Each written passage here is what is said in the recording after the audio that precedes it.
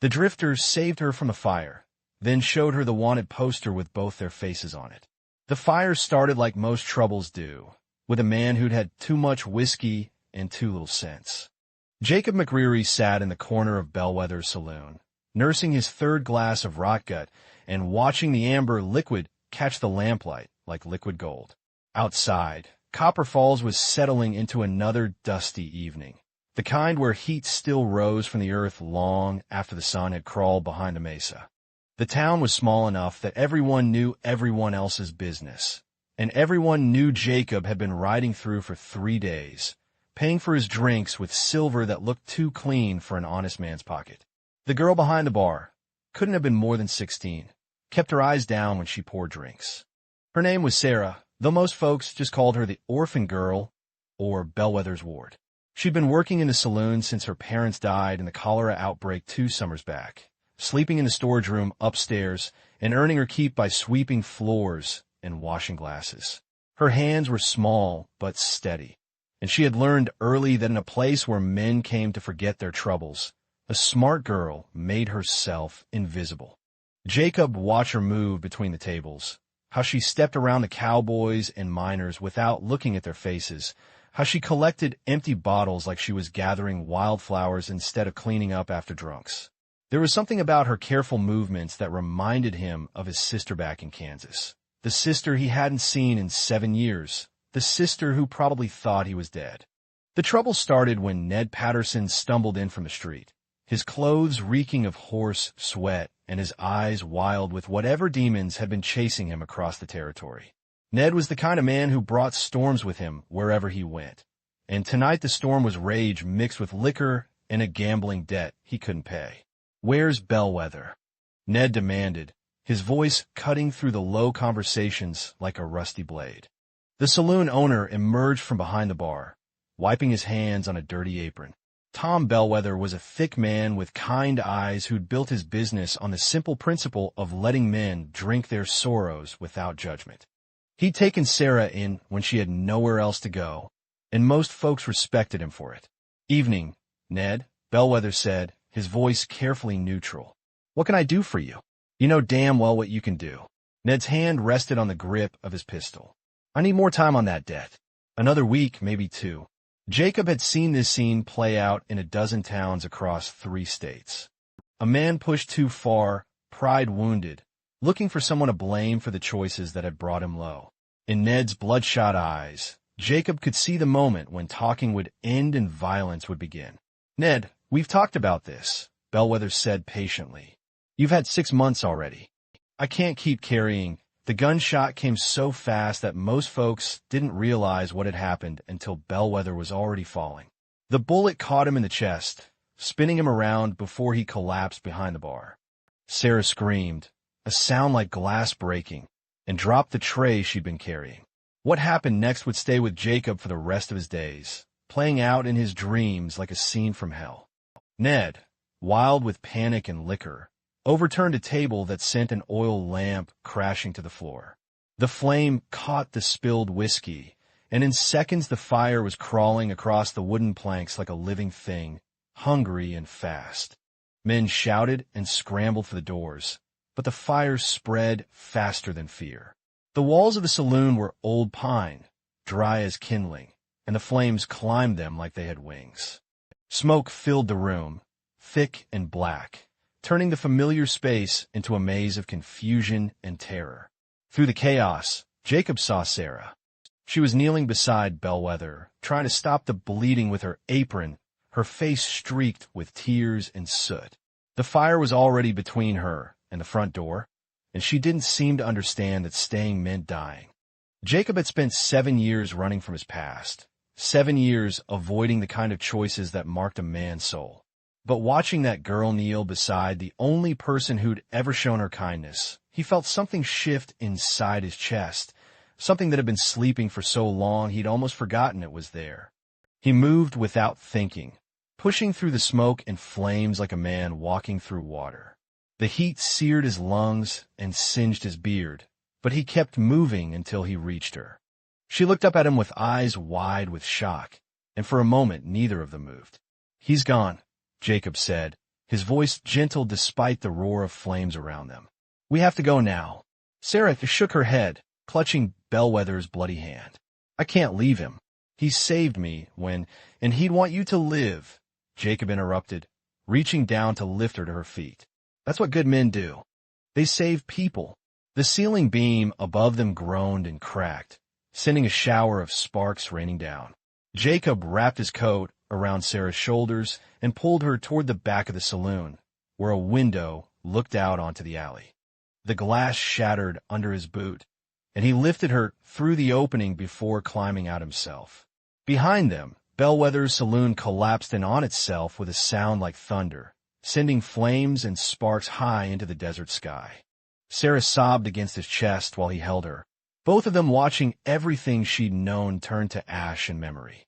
They stood there in the alley as the town's bucket brigade fought the fire, as neighbors shouted for the doctor, as Ned Patterson's body was found among the burning timbers. Sarah's tears left clean tracks through the soot on her cheeks, and Jacob found himself thinking about redemption. How sometimes it comes not from forgiveness, but from a simple act of reaching out your hand when someone is falling. The fire burned for 3 hours before the men of Copper Falls finally contained it. By then, half the main street was gone, and with it any witnesses to what had really happened in those final moments before the flames took hold. In the morning, when the sheriff and the territorial marshal came asking questions, the story would already be changing, growing, becoming something larger and more terrible than the truth. But that was tomorrow's trouble. Tonight, Jacob McCreary held a frightened girl while town burned, and for the first time in 7 years, he felt like he might be more than just another drifter running from his ghosts. They walked away from Copper Falls as the sun rose, two figures moving slowly across the desert, their shadows long and thin behind them. Neither spoke about what they'd left behind or what waited ahead. Some conversations can only happen after the smoke clears and the heart remembers how to beat without fear. 3 days out from Copper Falls, Jacob found the cave. It wasn't much to look at, just a shallow hollow carved into the red rock by wind and time, hidden behind a curtain of juniper and sage. But it faced east toward the sunrise and had a spring that bubbled up from some deep place in the earth, clear and cold even in the heat of late summer. Most important, it was far enough from any trail that a man could rest without watching the horizon for dust clouds. Sarah hadn't spoken much since they'd left the burning town behind them. She rode the old mare Jacob had bought from a rancher 20 miles north of Copper Falls, her back straight and her eyes fixed on the empty country ahead. Sometimes he caught her touching the small bundle of belongings she'd salvaged from the fire, a few dresses, a worn Bible, and a photograph of her parents taken on their wedding day. The photograph was singed at the edges, but their faces were still clear, still smiling out at a future they'd never see. When Jacob dismounted and started gathering kindling for a fire, Sarah slid down from her horse without being asked. She learned quickly over the past 3 days how to hobble the horses so they wouldn't wander, how to find the best spots to fill their water bottles, how to move quietly through the brush so they wouldn't disturb the wildlife or leave obvious signs of their passage. "We'll stay here tonight," Jacob said, not looking at her directly. He'd been careful about that, giving her space, speaking gently, making sure she never felt cornered or afraid. He'd known too many men who took advantage of women with nowhere else to go, and the thought of becoming that kind of man made his stomach turn. Sarah nodded and began unpacking their few supplies. Her movements were efficient now, practiced. 3 days of trail life had burned away some of the softness that came from sleeping indoors and eating regular meals. Her hands, which had been pale and smooth from washing dishes, were already showing calluses from handling rope and leather. As the sun sank lower, painting the desert in shades of gold and purple, Jacob built a small fire in the back of the cave where the smoke would be hidden. Sarah sat across from him, mending a tear in her riding skirt with careful, tiny stitches. The silence between them had changed over the past few days, from the heavy quiet of shared trauma to something more comfortable, like two people who were learning they could trust each other with small things. "Your burns need tending," Sarah said suddenly, her voice soft but firm. It was the most she'd spoken since morning. Jacob looked down at his hands. The fire at Bellwether's had left angry red marks across his palms and forearms where he'd pushed through burning timber to reach her. He'd been ignoring the pain, the way a man learns to ignore most hurts when he's spent years on the trail. "They're healing fine," he said. "No, they're not." Sarah set down her sewing and moved around the fire to kneel beside him. "I help Doc Morrison sometimes when folks got burned or cut up. I know what infection looks like." Before he could protest, she'd taken his right hand in both of hers, turning it toward the firelight to examine the blistered skin. Her touch was gentle but sure, the way someone touches something precious that might break if handled roughly. "The creek water's cold," she said. "It'll help with the heat." She disappeared into the gathering darkness and returned with a pot full of spring water and strips of cloth torn from an old petticoat. Jacob watched her work, cleaning the burns with careful patience, her face serious in the firelight. When she wrapped his hands in the clean cloth, her fingers brushed against his wrists, and he felt something he hadn't felt in years, the simple comfort of being cared for by another human being. "Thank you," he said. Sarah sat back on her heels, studying her work. Mr. Bellwether used to say that when someone saves your life, you owe them whatever kindness you can give back. Her voice caught slightly on the saloon owner's name, but she kept going. "Seems like tending burns is a small payment for what you did." They ate their supper of cold beans and hardtack in comfortable quiet, listening to the night sounds of the desert, the distant yipping of coyotes, the soft hoot of an owl somewhere in the darkness, the whisper of wind through the sage. When a meal was finished and the fire had burned down to glowing coals, Jacob leaned back against the cave wall and looked up at the stars scattered across the clear sky like diamonds on black velvet. "My father taught me the constellations," he said, surprising himself by speaking. "Before the war, before everything went wrong. He said a man who could read the stars would never be truly lost." Sarah followed his gaze upward. "I don't know any of their names." "That one there," Jacob pointed to a cluster of stars in the northern sky. "That's the Great Bear. See how it looks like a giant ladle? And that bright star, the one that doesn't seem to move? That's the North Star. Sailors use it to find their way home." For the next hour, Jacob shared what his father had taught him, the stories behind the constellations, how to use them for navigation, how different stars rose and set with the changing seasons. Sarah listened with the intense attention of someone who'd been hungry for learning but never had anyone to teach her. She asked careful questions and repeated the names until she could point out Cassiopeia and Orion without help. "Why did you save me?" she asked suddenly, her voice barely above a whisper. Jacob was quiet for a long time, watching the coals pulse like a slow heartbeat. "I had a sister once," he said finally, "back in Kansas before I started running. She was about your age when I left home.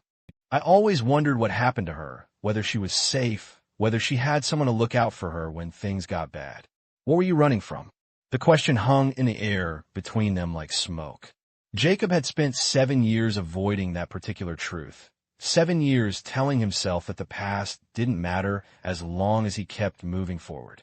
But sitting in that cave with Sarah, her young face serious in the dying firelight, he felt the weight of all those unspoken words. "A mistake," he said at last. "A terrible mistake that cost good people their lives."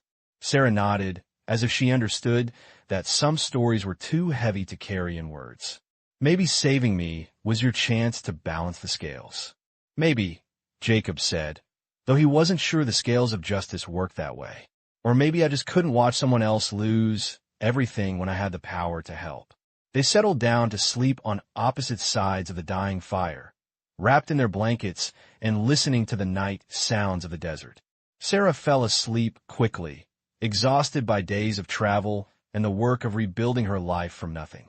Jacob lay awake longer, staring up at the stars he'd learned to name as a boy, thinking about redemption and second chances and the strange ways that fate brings people together.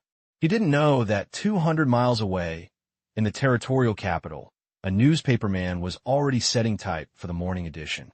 The story was simple and dramatic, the kind that sold papers and made careers. A drifter and a saloon girl, working together to burn down half of Copper Falls.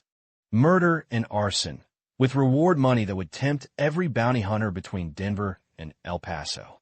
By morning, their faces would be on wanted posters from here to the Mexican border, drawn from the frightened memories of witnesses who'd seen them through smoke and flame. Sarah's features would be harder than they really were, her innocent eyes made to look calculating and cold. Jacob's face would carry the scars of violence he'd never committed, making him appear more dangerous than any man had a right to be. But that was tomorrow's trouble, riding toward them on the morning wind. Tonight, in a cave that smelled of sage and old rain, two people who'd found each other in the worst of circumstances slept peacefully under a blanket of stars, dreaming of better days that might still be possible if they could stay ahead of the shadows that were already gathering behind them. Jacob saw the poster nailed to the hitching post outside Meredith's general store, flapping in a morning breeze like a wounded bird trying to fly. He'd ridden into Cedar Ridge alone, leaving Sarah with the horses in a grove of cottonwoods 2 miles outside town. They needed supplies, coffee, beans, ammunition, and Jacob had learned long ago that a man traveling with a young woman drew the kind of attention that led to questions he couldn't answer. Better to go into town alone, buy what they needed, and get back to the trail before anyone took too close a look at his face. But the face looking back at him from that poster was his own, captured in black ink and grim lines that made him appear harder than he'd ever felt. Beneath his portrait, another face stared out, Sarah's features drawn from frightened memory, her soft eyes made sharp and calculating, her mouth set in a line that suggested cruelty instead of the quiet kindness he'd come to know. Wanted for murder and arson, the bold letters proclaimed. 500 reward dead or alive. Jacob's hands shook as he tore the poster from the nail, the paper rough against his palms. $500 was more money than most men in this territory saw in 2 years. It was enough to make honest folks think twice about their Christian charity, enough to turn neighbors into bounty hunters. Hell of a thing, ain't it? Jacob spun around to find an old man in a battered hat watching him with curious eyes. The man's face was weathered like old leather, and he leaned heavily on a walking stick carved from mesquite wood. A deputy's star hung crooked on his vest, tarnished with age. "What's that?" Jacob managed, his voice steady despite the hammering of his heart. "That poster you're holding," the deputy said, nodding toward the paper in Jacob's hands. "Came in on yesterday's stage. Word is they burned down half of Copper Falls, killed old Tom Bellwether in cold blood. The girl there, she was in on it from the start. Pretty little thing, but you can see the devil in her eyes if you look close enough." Jacob looked down at Sarah's face on the wanted poster. The artist had given her a hard mouth and narrow eyes, transforming her gentle features into something calculating and cruel. It was like looking at a stranger wearing her face, a twisted reflection that turned kindness into cunning. "You ever see them around these parts?" the deputy asked, studying Jacob's face with the careful attention of a man who'd spent 40 years watching for lies. "No," Jacob said, folding the poster and slipping it into his coat pocket. "Can't say that I have." The deputy's eyes lingered on Jacob for a moment longer, and Jacob felt sweat gathering under his collar despite the cool morning air. Then the old man shrugged and turned away, his walking stick tapping against the wooden sidewalk as he made his way toward the saloon. "Well, keep your eyes open," the deputy called over his shoulder. $500 is a lot of money. Makes a man see things different, if you know what I mean. Jacob knew exactly what he meant.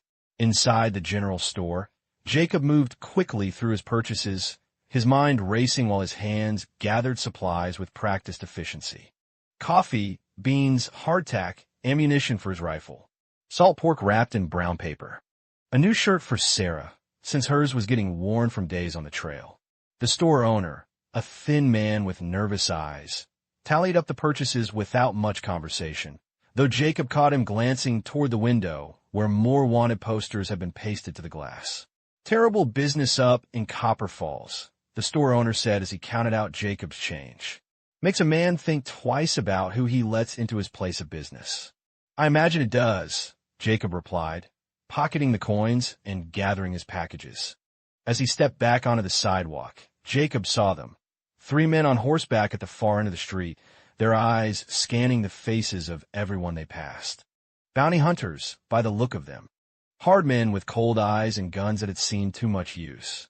One of them held a wanted poster in his gloved hand, comparing it to the faces in the crowd. Jacob forced himself to walk calmly to his horse, loading his supplies into the saddlebags with steady hands while his heart hammered against his ribs. The bounty hunters were working their way down the street, stopping to talk to shopkeepers and asking questions in voices too low to carry. It wouldn't be long before they reached the general store, before they started asking about strangers who'd been buying supplies. He mounted his horse and rode out of Cedar Ridge at an easy pace, fighting every instinct that told him to run. Running would draw attention, and attention was the last thing he needed. Behind him, the town went about its morning business, unaware that $500 in reward money had just slipped through their fingers. The ride back to the Cottonwood Grove felt like the longest 2 miles of Jacob's life. Every sound made him look over his shoulder. The cry of a hawk, the rustle of wind through the grass, the distant lowing of cattle. By the time he reached the trees where Sarah waited, his shirt was soaked with sweat and his hands were cramped from gripping the reins too tight. Sarah looked up from where she sat, braiding wildflowers into a chain, her face bright with the simple pleasure of having something beautiful to do with her hands. She found a clear pool in the creek and washed her hair, and it hung in damp waves around her shoulders, catching the sunlight like spun gold. For a moment, looking at her sitting there in the dappled shade, Jacob forgot about wanted posters and bounty hunters and the weight of guilt he'd been carrying for 7 years. Then reality crashed back like a cold wave. "We need to go," he said, dismounting and moving quickly to pack their gear. "Now!" Sarah rose to her feet, the flower chain falling forgotten to the ground. "What happened?" "Did someone just pack?" Jacob said, his voice sharper than he intended. "We'll talk on the trail." They broke camp in minutes, years of frontier living making them efficient at the business of survival. Sarah asked, no more questions, but Jacob could feel her watching him as they mounted their horses and headed south toward the broken country along the territorial border. Her trust in him was complete and unquestioning, and that made what he had to tell her even harder. They rode for 2 hours before Jacob found a place he felt safe enough to stop, a narrow canyon with walls high enough to hide them from casual observation. A thin stream ran along the bottom, and there was grass enough for the horses. Sarah dismounted and began unsaddling her mare without being asked, but her eyes never left Jacob's face. Finally, when the horses were watered and hobbled, Jacob pulled the wanted poster from his coat pocket and smoothed it out on a flat rock between them. Sarah stared down at the paper for a long time, her face very still. When she finally looked up, her eyes were bright with unshed tears. "That's not me," she said quietly. "That's not what I look like. I know. They made me look." She touched her face with one hand, as if checking to make sure her real features were still there. "They made me look cruel." Jacob nodded, unable to find words for the anger that was building in his chest. Anger at the witnesses who'd let fear twist their memories, at the artist who'd turned innocence into guilt with a few strokes of his pen, at himself for not seeing this coming. $500, Sarah said, reading the reward amount. "That's a lot of money." "Yes." "People will hunt us for that much." "Yes." Sarah was quiet for a long time, staring down at the poster. A stray dog had wandered into their camp, thin and tired looking, and she tore off a piece of hardtack to feed it. The dog accepted the food gratefully, settling down near her feet as if it recognized kindness when it found it. "I never killed anybody," Sarah said finally. "I never even thought about hurting another person. But now everyone who sees this will think I'm a murderer." Jacob wanted to tell her it would be all right, that they could prove their innocence, that justice would find a way to set things right. But he'd been running from his own version of justice for 7 years, and he knew better than most how little the truth mattered when people needed someone to blame. "Sometimes," he said carefully, "the law and justice aren't the same thing." Sarah looked up at him, and in her eyes he saw the exact moment when her childhood ended. Not in the fire that had destroyed her home, not in the days of hard travel that had followed, but right here, staring down at a piece of paper that had transformed her from victim to villain with nothing more than ink and imagination. "What do we do now?" she asked. Jacob folded the wanted poster and tucked it back into his coat, but the weight of it seemed to settle into his bones, a reminder that some burdens, once taken up, could never be put down. The dog at Sarah's feet looked up at them both with trusting brown eyes, and Jacob found himself thinking about loyalty, how it bloomed in the strangest places between the most unlikely people. "We keep writing," he said, "and we learn to live with being the kind of people others are afraid of, whether we deserve it or not." The crossroads appeared at dawn like something from a dream, 3 dirt paths meeting in a place that belonged to no territory and answered to no law. Jacob and Sarah had been riding through the night, putting distance between themselves and the bounty hunters who'd been trailing them for the past week. Their horses were tired, their water was running low, and Sarah's face had taken on the lean, weathered look of someone who'd learned that survival was a daily choice, not a given right. The crossroads sat in a shallow valley, surrounded by red rock mesas that rose like ancient monuments to forgotten gods. One path led north toward Colorado and the mining camps where a person could disappear into crowds of drifters and fortune seekers. Another headed west toward California and the promise of gold fields where yesterday's sins mattered less than tomorrow's prospects. The third trail wound south into Mexico, where American law meant nothing and a new life could be bought with the right words and enough silver. Jacob dismounted and let his horse drink from a small spring that bubbled up from the rocks, clear water that tasted of minerals and deep earth. Sarah sat her saddle for a moment longer, looking down each of the 3 paths as if she could see the futures they offered stretching out like ghostly roads into the unknown. "This is it, isn't it?" she said finally, her voice carrying the weight of understanding. "This is where we decide who we're going to be." Jacob nodded, unable to trust his voice.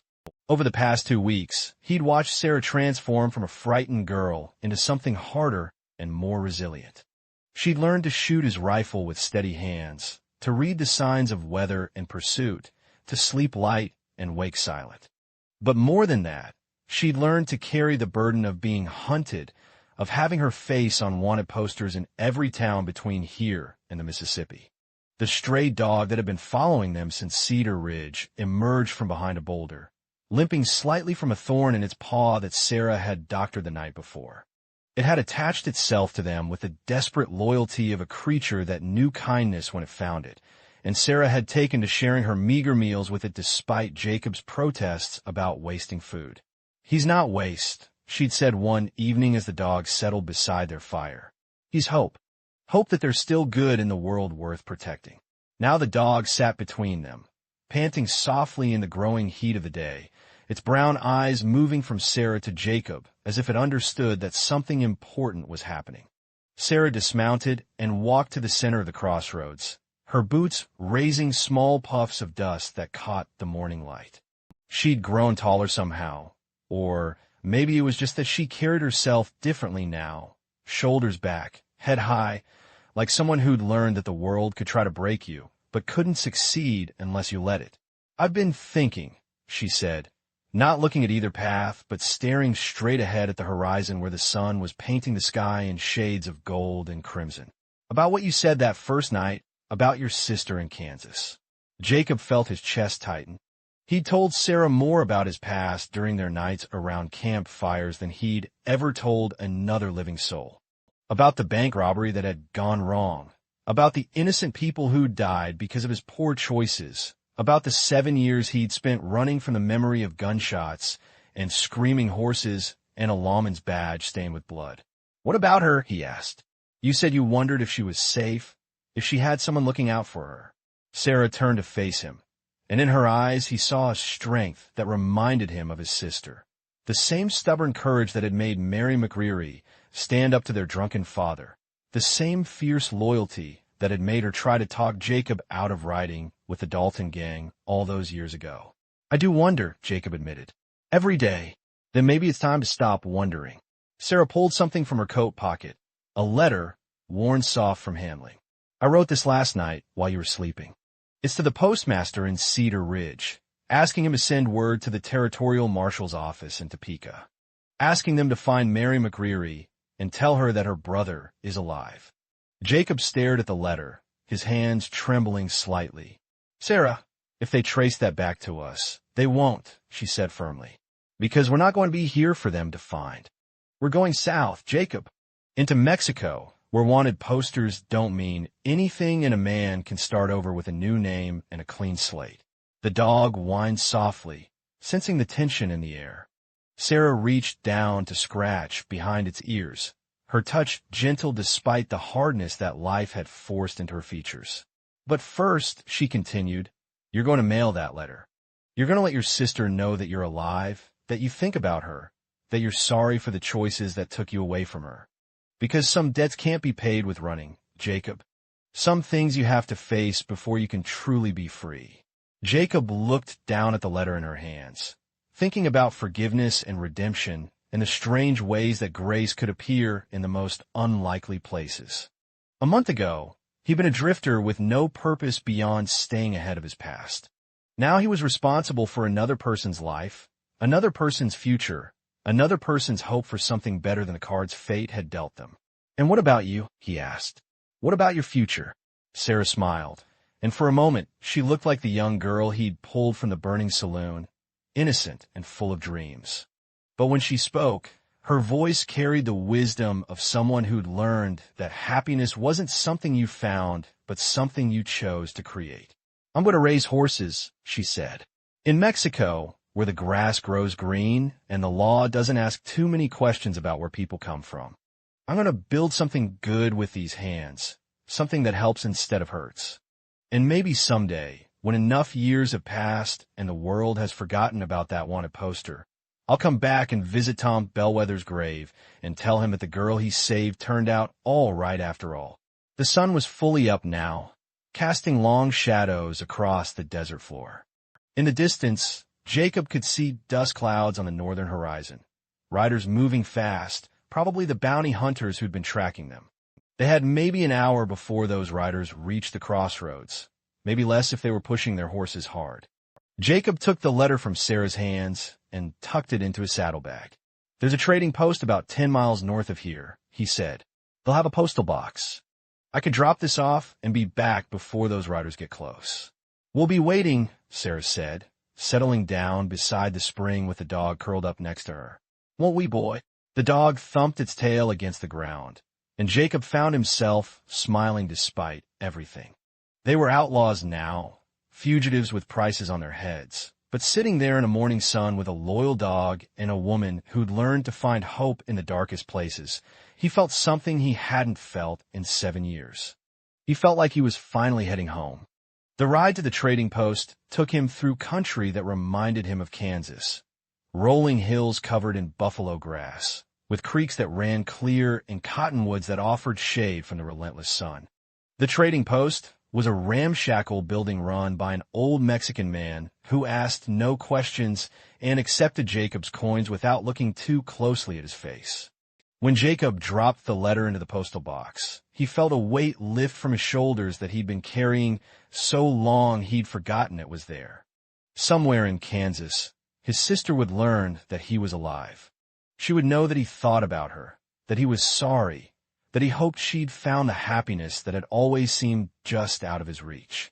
By the time he rode back to the crossroads, the dust clouds on the horizon had grown larger. Sarah was already mounted and ready to ride, their supplies packed, and the dog sitting alert beside her horse. "Ready?" she asked. Jacob looked back once at the path that led north, toward his old life and all the mistakes he could never undo. Then he turned his horse south, toward Mexico and the possibility of redemption, toward a future where a man could be judged by what he built rather than what he destroyed. "Ready," he said. They rode away from the crossroads as the morning heat began to shimmer off the desert floor, two figures moving steadily south with a faithful dog trotting alongside. Behind them, the dust clouds grew closer, but ahead lay open country and the promise of a new beginning. The desert would remember them, would remember their footprints in the sand, their campfires among the rocks, the sound of their voices calling to each other across the vast emptiness. but it would keep their secrets, as it had kept the secrets of countless others who'd passed this way seeking something better than what they'd left behind. Sometimes redemption comes not from forgiveness, but from the simple act of choosing to become someone worthy of the life you've been given. Sometimes salvation lies not in looking back, but in having the courage to ride toward tomorrow with your heart open to whatever grace might be waiting just beyond the horizon.